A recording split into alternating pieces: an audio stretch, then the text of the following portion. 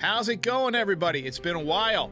So I know a lot of you tune out baseball when the season ends and don't really tune back in until the winter meetings when players start traditionally changing teams.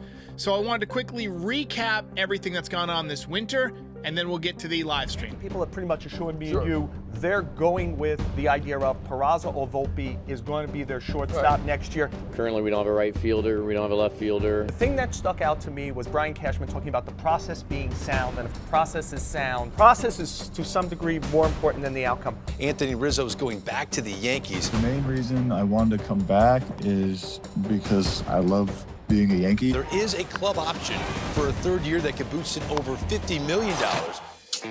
I'm pleased to present the 2022 AL MVP award to none other than Aaron Judge.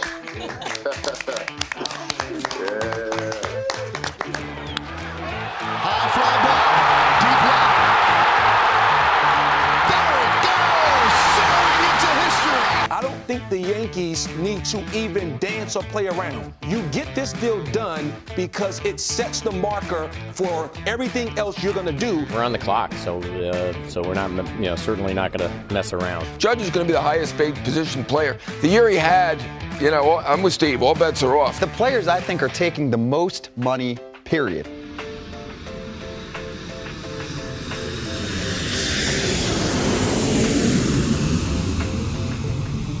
Aaron Judge in San Francisco, what are you doing in the city? Just visiting some family and friends, that's about it. AAV at $37.5 million. That's clearly the most in the game for the guy right now who is the MVP. We're coming out very strong, paying him the most AAV in the history for a position player. They have 8 players on the contemporary baseball era ballot. If I'm in that room, I'm voting Fred McGriff, Dale Murphy, Don Mattingly, and I'm feeling great about it. We're probably aware of the basics here now. From 1984 to 1987, Don Mattingly was the best player in the American League and best hitter in all of baseball. Joining me now is nasty Nestor Cortez, the left-hander, of course, for the New York Yankees. Tell me a bit about what made you decide to pitch for Team USA. The Yankees prepare to head west, aiming to make a big splash at the winter meeting.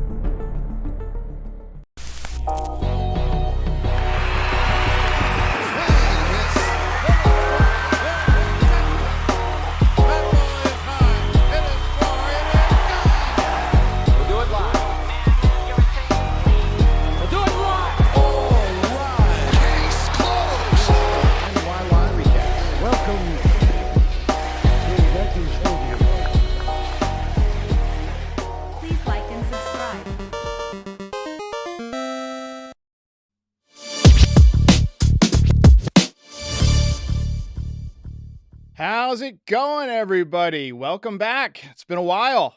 So I guess we can keep using Aaron Judge as part of the new intro for at least, I don't know, maybe another day or so. Hopefully we can keep using him beyond that. We'll see. Winter meetings kicking off today. This is my favorite part of the year aside from the playoffs when the Yankees are in it. I look at the winter meetings as the beginning of a new season rather than the end. I know it's still 2022 and it's technically the end of the year, the baseball cycle for 2022, but I look at it as the beginning of the 2023 season because this is when hope begins. This is when we start to look forward to the positive things rather than reflecting on the early exit from the playoffs. So sorry it's been a while. I've been working behind the scenes. I have not been lazy. I've been rebuilding the entire graphics and sound library. So that's why you haven't heard from me. Redid the intro, redid the Yankees game night. I'll show off a preview of that later on. That'll be fun. But first of all, I want to thank everybody for 30,000 subscribers. Just crossed that milestone. Thank you very much, the audience.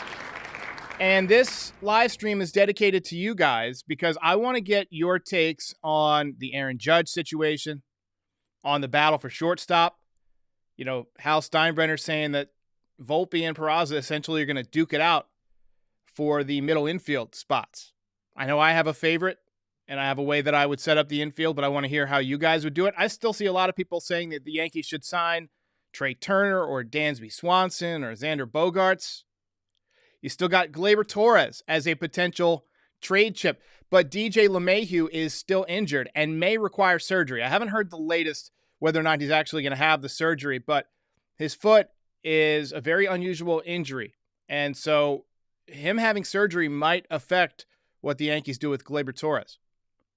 And then we will finish off the kickoff show with a conversation between myself and Jason Cerge of 161 River Avenue, one of my favorite Yankees YouTubers. First of all, some sad news. We lost Gaylord Perry a few days ago. I know some of the older fans remember him. I don't remember him during his career, but afterwards he was around a lot. Funny story about him. He was a great pitcher, but he was a terrible hitter. And Alvin Dark once said that there will be a man on the moon before Gaylord Perry hits a home run. And then on July 20th, 1968, Neil Armstrong became the first human being to walk on the moon. And then 34 minutes later, Gaylord Perry hit his first ever home run. Rest in peace to Gaylord Perry. So I definitely want to get to your takes, but first I'm just going to run through just some thoughts, some notes on what's been going on this winter. We have not spoken since the Yankees re-signed Anthony Rizzo. I thought that was a good move. He was my preference for first base. Last year it was Matt Olson. I wanted the Yankees to get Olson, but bringing back Rizzo ended up being a pretty shrewd move. Not only did he hit 32 home runs, but he was one of the only Yankees that did anything in the postseason. And he was affected by the shift a lot. He only hit 224, still had an 817 OPS. He's going to be 33 years old next year. I have every reason to believe that the epidural had his back feeling healthy. He might need to get another one or two next year or the year after to get through that pain. And back injuries can always be a little bit tricky. But overall, I think he was the best option for first base going into next season. So I'm glad the Yankees brought back Rizzo. The Jacob deGrom contract was, in my opinion, one of the stupidest deals I've ever seen. Absolutely ridiculous. 5 years, $185 million from the Texas Rangers for a guy who hasn't pitched over 100 innings in a few years. I mean, look, he's had some great years, no doubt, but he's in his mid-30s. He's breaking down every year. He pushes the limits of what's humanly possible when he pitches, but that causes him to break down. I'll talk more about that with Jason Cerge in a little bit. But it's going to be a benchmark for pitchers. I mean, that raises the price for Carlos Rodon. He's probably going to get 6, maybe even 7 years now. He'll probably get $30 to $35 million at least. At least. Might get more than that. Yankees are reportedly interested in Rodon. They've checked in on Verlander. The Mets are going to be very competitive, and that's good news to those guys because when you got two big market teams with deep pockets competing for you, both want you, well, that's going to mean a higher price. It's going to mean a bigger take-home pay. So the Yankees might actually pivot away from paying those huge dollars and try and trade for somebody. Would not shock me if they wheel and deal a little bit to try and fill out their rotation. Or they might bring back Jameson Taillon. Taillon was not terrible. Let's take a look at Taillon's numbers last year. He was 14-5 with a 3.91 ERA. Hey, you could do a hell of a lot worse than that. It's going to depend on how much he wants to come back. We know he's friends with Garrett Cole. He's familiar with the Yankees. Probably likes playing in New York. Had some success. Taking the ball a lot over the last couple of years. So, yeah, that'll be fun. Interesting news yesterday that Brian Reynolds has requested a trade from the Pirates.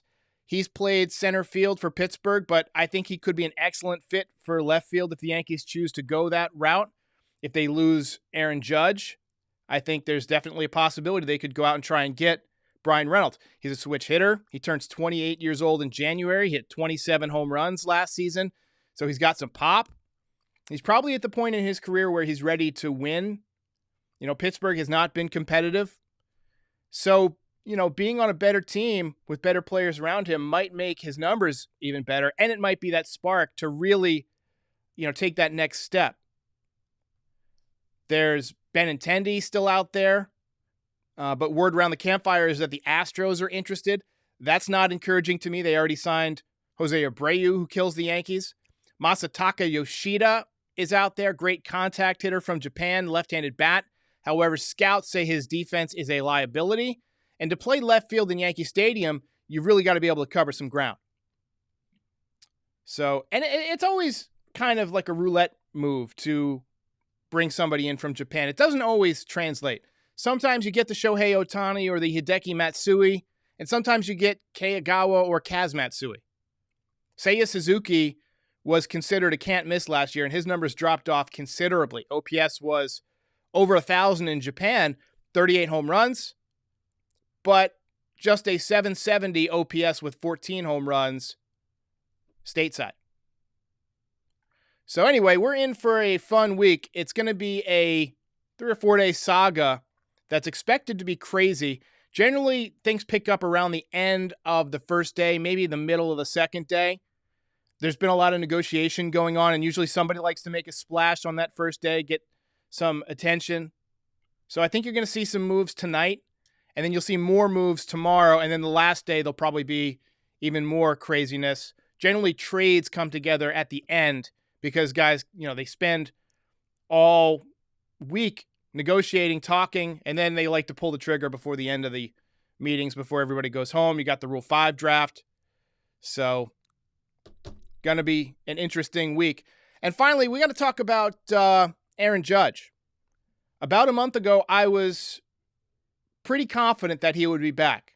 But with each day that passes, I become less confident.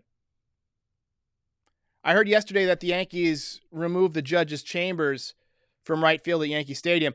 I actually learned about it from Jason in our conversation, and you can hear that live when we, or not live, but you can hear that as it happened when I play our conversation in just a little bit. I know we're all anxious for the deal to get done, but I like to remind you of the old aphorism that the patient hunter gets the prey. So let's just hope it works out in our favor. So, all right, let's get your takes on anything and everything off-season related, winter meetings related. D-Rod says, looks like the Pirates are trying to compete. I don't think that the Pirates are going to be very competitive next year, but, you know, O'Neal Cruz holding down the left side of the infield. He's a very exciting player. I think Jason and I had an interesting idea. If they do want to remain competitive, a swap of Brian Reynolds to Baltimore for Cedric Mullins might be a move that makes sense. Adon Kaiba says, why not give left field to Estevan Florial? So Florial had pretty decent minor league numbers, but when you dig into them, the metrics were not great. And when he came up to the major leagues, he really seemed as if he was a little bit overmatched. He struggled with breaking balls. He struggled with changeups. I just don't think that offensively he's ready for the show. Defensively, he's fantastic. He did have a couple of little hiccups, but he's very smooth out there. He glides a lot like Bernie Williams used to glide. I mean, he's very smooth, and he's got a good arm. But offensively, I just don't think that I think that there's some holes in the swing that major league pitchers have identified and scouting has identified. FG says, if Cash pulls off a trade for Brian Reynolds, I'll take it all back. I would love Brian Reynolds for left field, but I really don't want to give up any of the top 3 prospects at this point. They're so close. We've waited on Anthony Volpe. We've waited on Jason Dominguez. We've waited on Oswald Peraza. I want to see Volpe and Peraza in the middle infield by the end of next year. I would go with Volpe at second. Tell me who you guys would go with. You might have some different takes than me. I would go with Volpe at second and Peraza at short. I think Volpe's body type is more conducive to a second baseman. Just watching them throw, watching their arms, I think Peraza's got a better arm. And Volpe, he's short, he's scrappy. That's the traditional body type for a second baseman. I look at him and I see Dustin Pedroia, who won an MVP with Boston. So he is not, even though he was short and scrappy, he was not unvaluable. He was a really good player. And I think he could be a similar type of athlete. So let's see here. Oh, yeah, the Judge's Chambers thing. Dominic Rucco says, that's not a good sign. Yeah, when I heard that, my stomach dropped. That is not a good sign. And it followed Aaron Judge removing New York from his Twitter bio.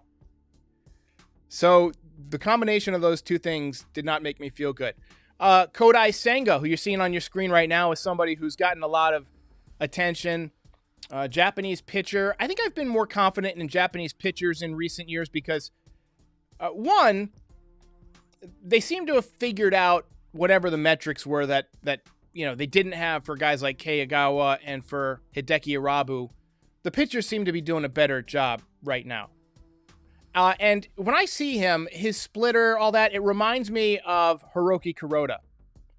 A lot of people have said Masahiro Tanaka. I think he's a little bit different pitcher than Masahiro Tanaka. He's not a hard thrower either, but he's a guy who's got really good command, really good breaking stuff, and he's a pitcher. And that's something that the Yankees could really use. D-Rod says, 161 River suggested Dominguez plus others for Reynolds, and he thinks that's a good, fair package. It might be, but I really want to hang on to Jason Dominguez. I really think he's going to be outstanding. Just the way he's taken off. You look at how he did his first year in professional baseball was not good. But last year he was outstanding to the point where he dominated the Double-A championship series just a week after being in Double-A.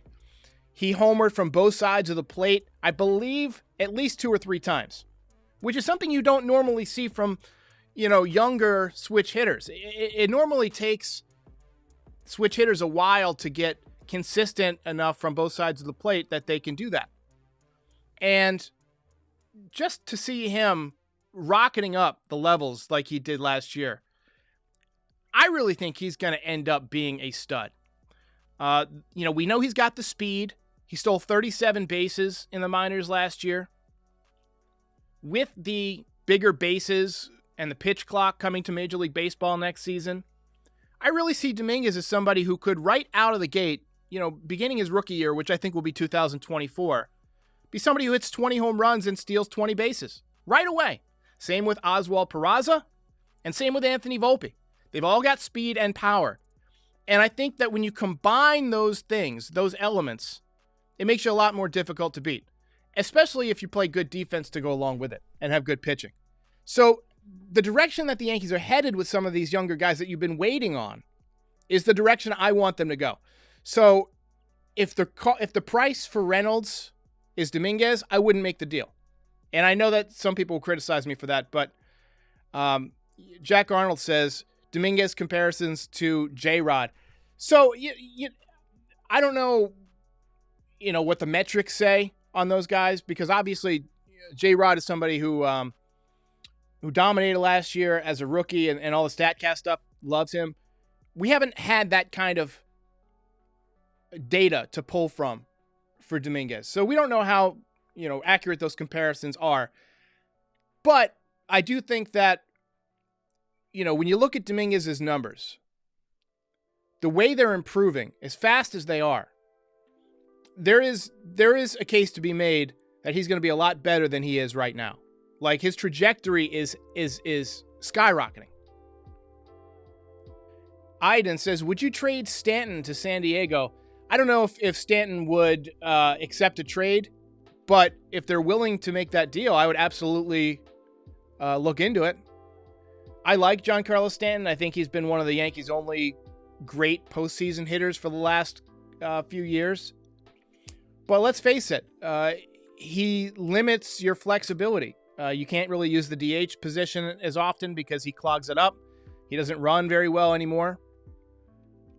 I know he looked good on defense, but if you look at the jumps and the speed, the StatCast really doesn't love him on defense. He does have a good arm. I do think he'll get better next year statistically. I think he only hit about 210 this year. Let me pull up his batting average. He hit 211, 31 home runs in 110 games. The injuries have been an issue. I love Giancarlo, but if somebody's willing to trade for him, I would do it. Frankie says Stanton for Tatis. I don't want any part of Tatis in that contract. Aiden says you would go for Yoshida and Nimmo. So if Judge leaves, then you could see them doing that because, you're going to need to fill 2 outfield spots, right field and left field. But I don't think they get 2 outfielders if they keep Judge. Matter of fact, if they keep Judge, I think they're just going to turn all of their focus to bringing back Benintendi and just completing the outfield, and then they're going to go get a pitcher. Let's see here. Dominic says, if we lose Judge, then keep Stanton. Yeah, I mean, I don't think Stanton's going anywhere regardless, but we'll see. Charles says, epidurals last for a few months, and you can only take 2 in a year. All right, so, maybe they try and, he just had one in September, so that means if you go out to, 6 months, it's like April sometime. So you give him an epidural in April, and then when it wears off, you let him struggle through the summer months a little bit, maybe get him some rest, and then you give him another one right before the postseason again. Just hope it doesn't get infected this time. Let's see here. Otto doesn't want Nimmo. Nimmo had pretty decent numbers. He had 5.1 wins above replacement last year. Look, I got no problem with Nimmo. Lori C says Nimmo back to the Mets. Is that, I can never tell. It's one of the hard parts about this job is I can never tell if that's like breaking news or if that's just like an opinion. Because unfortunately I can't watch the winter meetings while I'm doing my stream.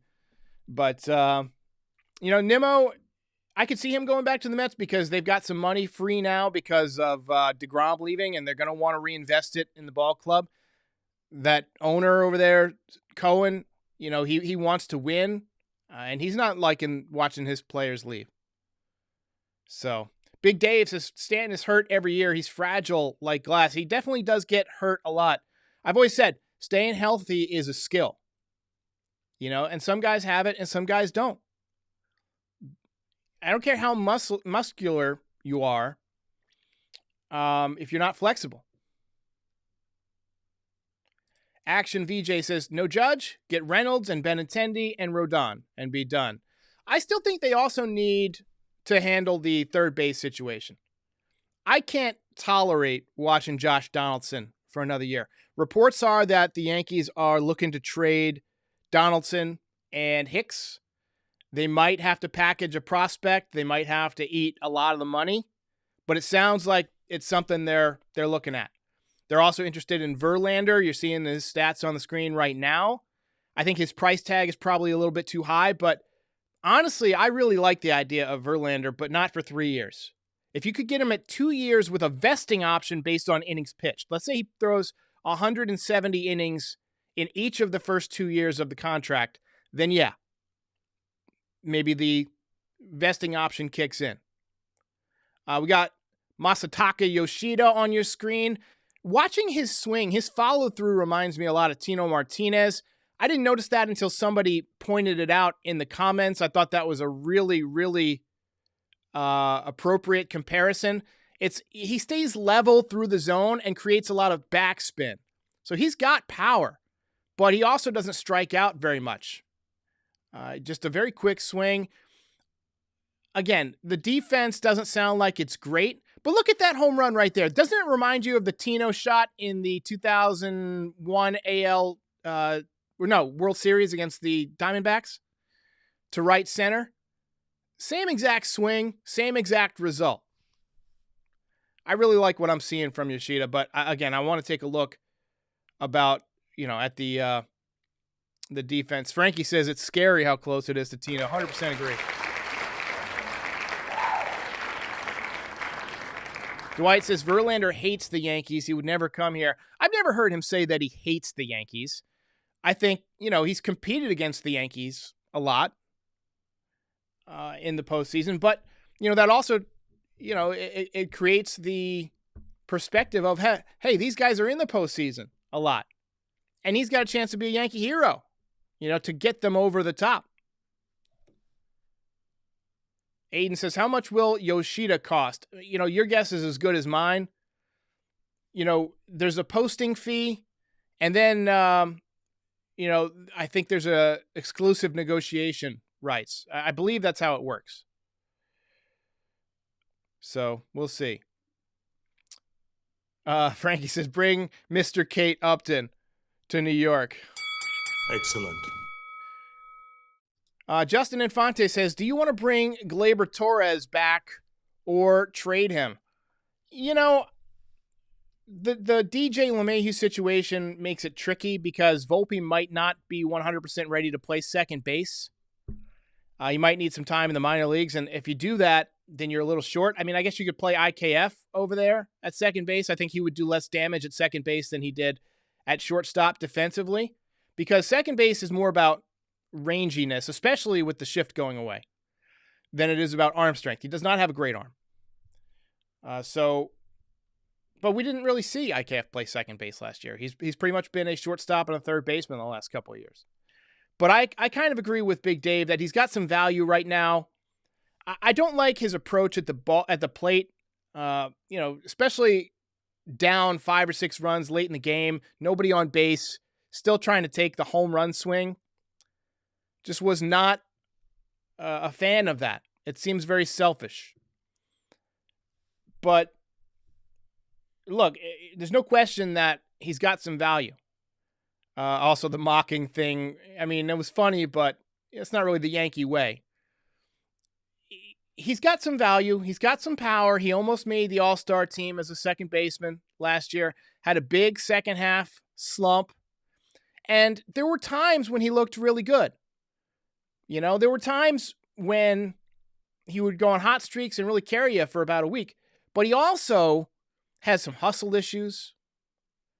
He made some, brain-dead decisions on the bases. I think the Yankees need to kind of make a little bit of an overhaul.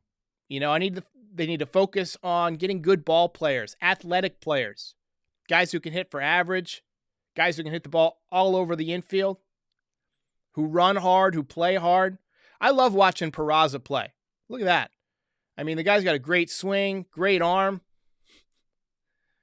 Lori's ticked about the DJ situation. I am too. I feel like they should have had the surgery right after the season. Obviously, you never want to put somebody under the knife unless you have to. But look, I mean, the guy has been having a ton of issues, and now you might miss him for the beginning of the season. Or he might be rehabbing and not really be himself. But there's no question that when he's healthy, he's still super valuable. I think he put up about 4 wins above replacement this year. Let me pull up his numbers real quick. So he won the utility gold glove. He put up 3.8 WAR. He hit 261 with 12 home runs. But until he got hurt, he was having a great year. He was bouncing back. THG says he's torn on Judge. From a personal point of view, he wants Judge back. But objectively speaking, the money spent on Judge could be better spent on an elite shortstop, Rodon, bullpen pieces, etc. You're probably not wrong. But I want Judge back. I mean, if you have the $40 to $50 million to spread around, I'm sure the Yankees could do some damage with it. But it's going to be impossible to replace, 10.6 WAR coming from right field. I mean, the guy was unreal this year, and he puts fans in the seats. He sells jerseys. He's a cash cow. It's a business decision to bring him back. But again, it all comes down to what Judge wants to do. Aiden says that the Mets said they wanted to get Verlander and Rodon. Wouldn't surprise me if they got both. I mean, Cohen is very aggressive. Very, very aggressive. Truth always says everyone's forgetting about Cabrera. I mean, Cabrera could play left field. He could play right field. I think he's, possible third base option for you if you get rid of Donaldson. Personally, I like him in the utility role where he could play all over the place, fill in the outfield. How many times do guys go on the injured list from different positions? He's a guy that allows you to plug and play. Play 2 weeks in left field, then somebody else gets hurt. Play 2 weeks at second base, somebody else gets hurt. Play a week at third base. That's the way I think he should be used. Ben K says, we have an elite shortstop. That's funny. That's funny.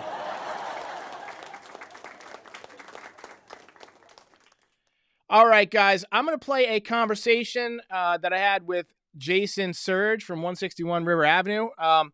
And then I'll be back if any news breaks. If Aaron Judge resigns, we'll do a video on that. Live stream if there's any big trades. Tomorrow at 6 p.m., I'll be live with right here on this channel with Pete from NYY News TV, and we're just going to do a Q&A. Basically, me and Pete doing what you just saw. Hopefully there'll be some news by then. And then on Tuesday, Patrick Hennessy is rejoining the channel. Hasn't been on in a while, so he'll be on, and we'll talk the winter meetings wrap up heading into the final day. So thanks for your questions, and now I present to you without further delay, Jason Cerge. And without further delay, welcome to Yankee Stadium. Aaron Judge in San Francisco. What are you doing in the city? Just visiting some family and friends. That's about it. This is the first winter meetings in 3 years. And the winter meetings have always been crazy, so it's been weird not having that for the last couple of years. They had it, I think in 2020 it was virtual. Or maybe it was 2021. One of those years it was virtual, but they haven't had it in person since 2019. 2018, Yankees got Giancarlo Stanton. Yep. We'll see if they own the meetings this year. What do you think of the DeGrom contract that came out last night? I think I think it's a massive overpay, but I think for a team like Texas, they had to do it. They started last year with Simeon and Seager, but I think it was like a step of multiple steps. So I think DeGrom is going to be one piece. I could see them overpaying for another big piece. Yeah. And probably on the offensive side, but they might get Rodon for all we know. I don't know. But these guys are showing that they mean business, and they're going after Houston, that's for sure. I don't see any way that he can be healthy for at least even half of that contract. I mean, look, the guy does stuff physically that nobody else can do. He sits at 100, 101, just ungodly speeds on his breaking stuff. Yeah. And because he pushes the limits of what the human body can do, I feel like he's going to break down every year. So I just think that's going to be, I think, one of the worst contracts in recent memory. Yeah, I mean, they better get some early value out of him or something. They better get to the playoffs early on, because I can't see him lasting 5 years. He hasn't thrown more than 100 innings in 4 years. Yeah. So, but it's a risk that they had to take. So I understand why they took it. I didn't think they were going to get Verlander. I didn't think they were going to get Rodon. But now I think they could get Rodon. I think DeGrom is, again, going to be one of two big pieces that they get. It's interesting, with him off the table and DeGrom, there's a lot of people bidding on Rodon and Verlander right now. What are your thoughts on, how that's shaping up? It looks like the Mets, they're going to want to refill the coffers a little bit. They're going to be active. I wouldn't be surprised they went after Verlander. Yeah, I wouldn't be surprised either, but I also wouldn't be surprised if they get shut out of both of them. Billy Epler has had a hard time putting together super rotations. So, and when he's GM of the Angels, and it might happen again as the Mets, but they still have other guys. They can bring back Bassett. They can bring back Taijuan Walker. They could trade for somebody. So I could see it go either way, but I think Verlander was going to get a short deal for high dollars no matter what after a Cy Young from somebody, so I wasn't really doubting him. If I'm Rodon, I'm like, yeah. He's chomping at the bit. He's salivating right now because I think that contract's going to help him. And he's a Scott Boras guy. Yeah. Tom Heeman's predicting 120, 130 million, but I think Boras is going to go after something close to DeGrom now. That's what he's known for, right? So yeah, it wouldn't surprise me if both of those guys get close to $40 million a year or if not more for Verlander on a shorter deal. Wouldn't surprise me at all. So Judge is in San Francisco today. It's come back down to 50-50 is what it sounds like. If he's really sure about prioritizing winning as he says he is, I think the Yankees are going to be more competitive more often, and that could be a factor. But the hometown thing, you can never discount somebody wanting to play for their hometown team. So first off, do you buy that it's really 50-50? And if he does leave and go to San Francisco, they come to Yankee Stadium to open up the season. What kind of reception would you expect, and what would you do if you were in the stands? I think he'll get mostly a lot of love. I think if he walks, the majority of the blame is going to go to Cashman and Hal and the Yankees, because they're going to say, and then right now, I think it was between 8 and 9 years. Now it's probably between 9 and 10 after this year. So who gives a 10th year, or who gives a higher dollar value 9th year? So, and if the Yankees don't match it, but I will say this, in the Yankees' defense, they have a $300 million deal out there, sitting out there in public, and it's nothing to sniff at. So, and $300 million, that's a lot of money. But I think in order for him to move, they're going to have to outbid probably by 30 or 40 million. And if the Yankees are going to beat that, they're probably going to have to outbid them by another 30 to 40. So I don't think the Yankees can get him for less than 360 or something like that, because he hasn't taken that 300 yet. Now, in terms of reception, I think he'll get mostly love. I'd probably give him some love, too. I mean, for what he's done, yeah, he'll get some boos and whatnot, but I have 2 dark horse teams. I predicted him to Seattle, but I think Texas is the dark horse team. He could be that one other piece, and he'll get a lot more out of his money in Texas than he would in New York or California without the state tax. That's a good point. And Texas could offer him 360, and if they do, the Yankees are going to have to go over 400 or match 400 just to make it even. So would the Giants. So Texas has an advantage. I've heard the Dodgers thrown around out there. I could see that happening too. Anywhere on the West Coast, he's extremely marketable. Being in LA, they can definitely afford to pay him. They're going to probably lose Trey Turner. Sounds like he might go to the Phillies, so they're going to want to bring in somebody to kind of at least make the fans happy. So I would be lying to you if I said that I was feeling very comfortable right now about Judge when Jeter was a free agent, I never sweated this much, Yeah, I mean, and Jeter, I mean, I don't know how many suitors he had, but he's never come off a season like Judge just had. True. Judge, I mean, this is a monster season, probably the biggest season of an independent free agent ever that I can think of. I can't think of anybody else who had a season like this that went right into free agency. He's also the marketable guy, right? The top-selling jersey in Major League Baseball. I don't know if you saw this today, but they had a photo of them doing work at Yankee Stadium. They've already taken the judges' chambers out of Yankee Stadium. Oh, yikes. So that's a little bit of a yikes moment for me, too. So, but I do think if the Yankees get him, they're going to have to go far beyond the 300. But, 300 to me helps them to a degree save face and say, look, we put out a serious offer here, right? But I don't think it's going to get it done. 300. Yeah. I mean, Judge removing New York from his Twitter bio, and then the Yankees removing the Judge's chambers.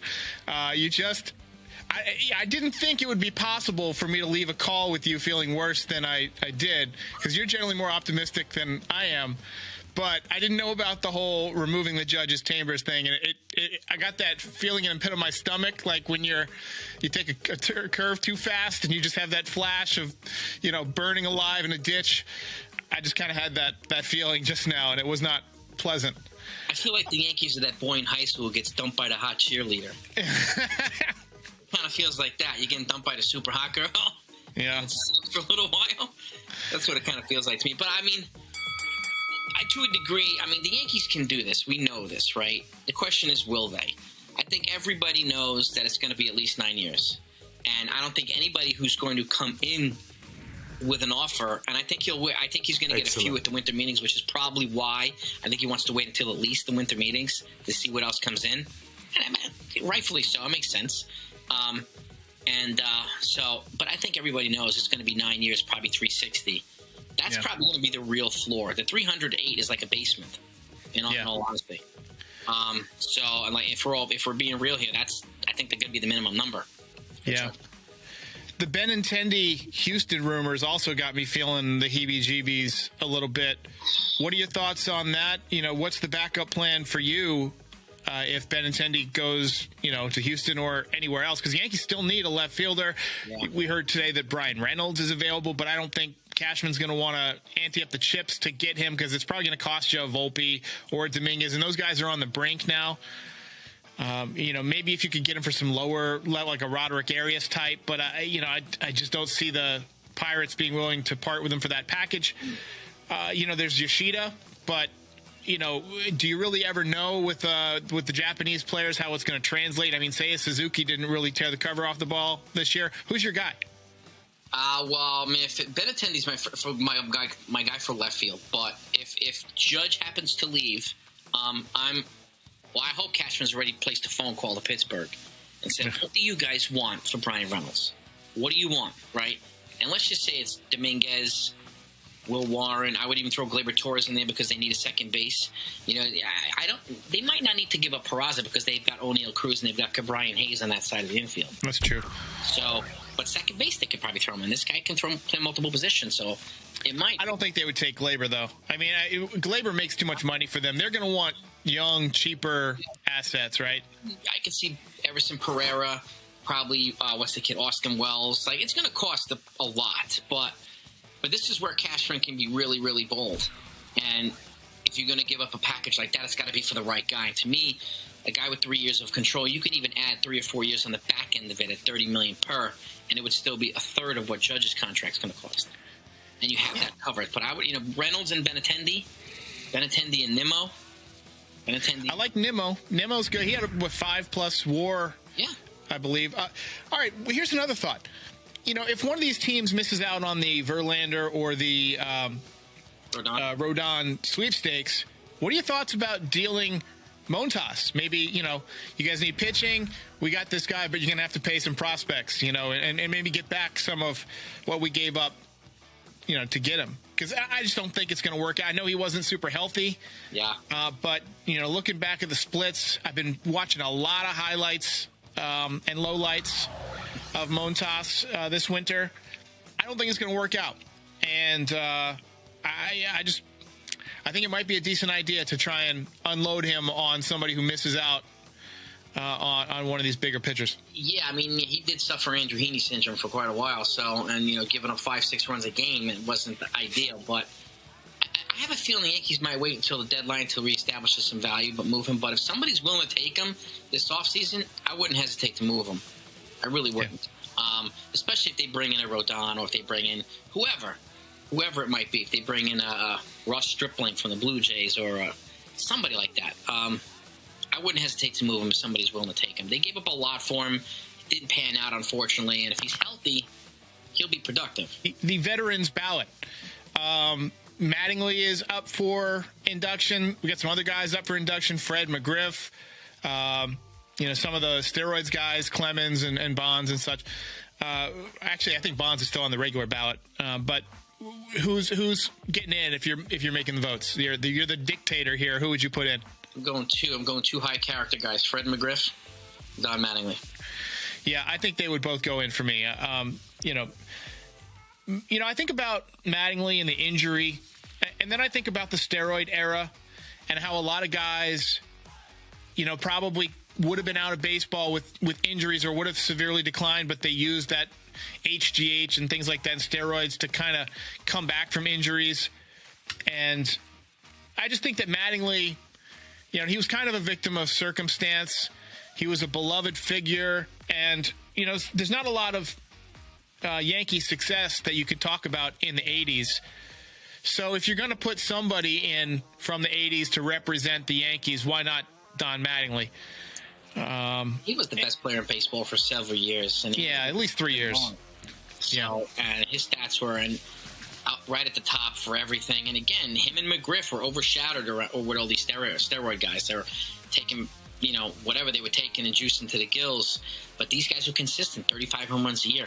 McGriff had the same amount of home runs as Lou Gehrig, 493. So, and again, these guys were just consistent, right? All-star players every year when they were healthy. And high character guys, I think, is going to make a difference with this veterans association or whatnot. So if I'm going anybody, it's going to be these two guys. I still think it's a shame that Bernie Williams didn't get more consideration. Yeah. Look, I mean, the guy was a batting champion. He was the center fielder and a lot of times the number 3 or 4 hitter for a dynasty. And I feel like he's always getting overlooked. The guy was an unbelievable defender, incredible human being. I mean, if there was a Hall of Very Good, I mean, he would be at the top of the list. Yeah. But the character, just, I wish he had gotten some more attention. With the exception of Mickey Mantle and Eddie Murray, there aren't many switch hitters that had a better career than Bernie Williams. Yeah, I mean, Chipper Jones, maybe. Chipper, but I mean, maybe in one hand you can name him. He might be the 5th finger. Yeah. So Ken Singleton, probably. Singleton, that's a good one, too. But, I mean, it justifies a little bit deeper consideration, in my opinion, as well. So, what about Beltran? Do you think Beltran's a Hall of Famer? I think he's close. Yeah. I think he's close. Just like, despite the steroid thing, just like I think Andy Pettit's close, too. Yeah. Despite whatever the hell he took for that 1 year. Yeah. And again, he owned up to it. He fessed up to it. So if David Ortiz can be chummy with people and get in, why can't a guy like Pettit? What about so guys like Schilling who have, his politics and his general cantankerous personality, Albert Bell, too, with his cantankerous personality. I mean, the guy was a dick, but, I mean, these guys put up numbers. And Schilling was somebody you did not want to face in the postseason.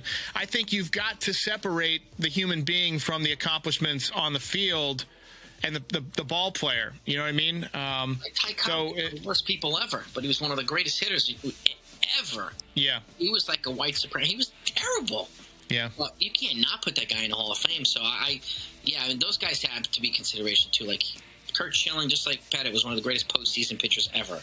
So, that has to be considered. Bell's the same thing. Look at Barry Bonds. Like, huge dick.